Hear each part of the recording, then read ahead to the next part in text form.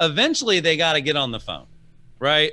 Yep. Eventually they got to start hitting dial. So what do they say? Like, what do we teach them to say? Let's get into the script itself. Yep. So the script itself, we definitely follow some best practices. And the first one is to really personalize it as much as possible. So personalizing it, there's a couple ways you can do it. Of course, it's reading the notes in the CRM. So notes just help overall in everything you do in sales. And then the second one is a pre-call stock. And what a pre-call stock is doing a little intel before you make the phone call.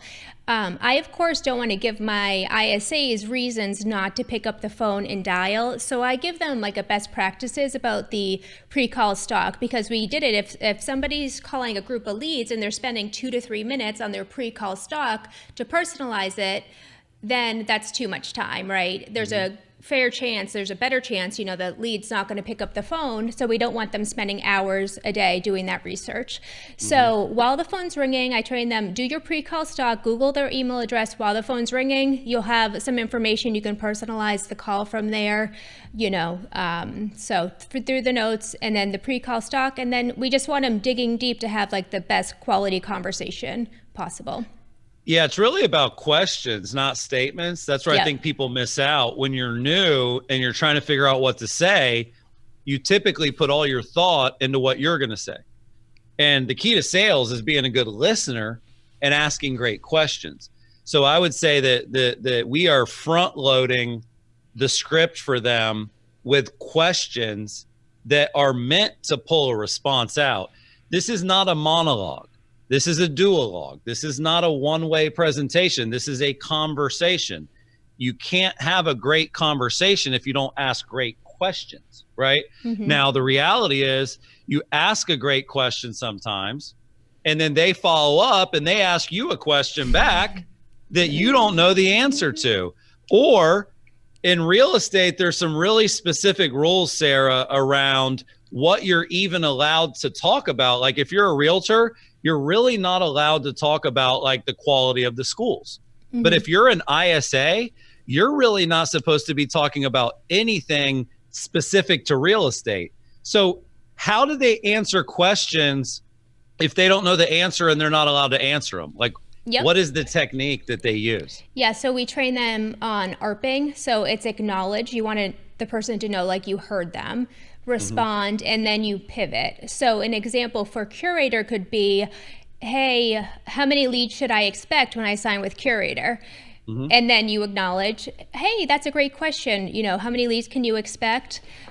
We get that question all the time. It really depends on your budget and your market. I'll be sure to make notes in our CRM, and Darren's going to focus on that when you have your appointment. Is Tuesday or Wednesday better for you? So what you did there is you acknowledged the question, but you didn't answer it. It's really not their job to answer tough objections. And of course, when you're new, you'd be winging it anyway, which is super obvious and not the best strategy. Yeah, so you acknowledge what they said, you respond to what they said, and then you pivot back to what you want to say. So let me try this right now, Sarah. I'm going to try this. And basically, we'll pretend I'm an ISA or even a buyer's agent, and I'm on the phone. And let's say that you're a Curaytor lead, a Facebook lead, whatever. And Sarah, I want you to ask me, hey, ask me something about the schools. I can do it. Yeah. Okay. And then I'll figure out how to get around it here. Hey, Chris, I saw online 1-2 Main Street is totally beautiful. I have a couple kids. How's the school system over there? Oh, you want to know how the school system is? Great question, Sarah. That's one of the most important questions that we get all the time. Of course, there's a lot of information about schools available online. If the schools are important to you, what I'm going to do is I'm going to have Judy print out an in-depth report about those schools, and she'll put it right on the top of her stack of stuff when she meets with you tomorrow. If schools are important to you, they're important to us. That's it. Like, I didn't say the school's a 10. I didn't say the school's a 9. The school's an 8. Oh yeah, the school is really good. Like, hey, you want to know how the schools are? Great question. That's the acknowledge. You always ask it back. Yeah. Oh, you want to know if the home's in good condition? Great question.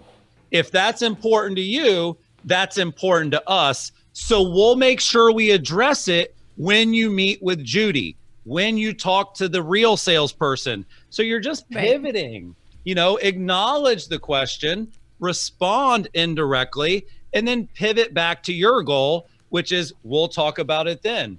If somebody's like, hey, I noticed that home's listed for 500,000. Do you think the sellers will take 450? And you're an ISA on day one and you get that question. You're like, oh, you're wondering if the sellers will take 450? Great question. If you guys want to put in an offer below asking price, I'll make a note that that's important to you. And I'll have Judy talk to you guys about the impact of making that offer, good or bad. Great question. So it's just acknowledge what they said, respond to what they say, and then pivot back to what you want to say.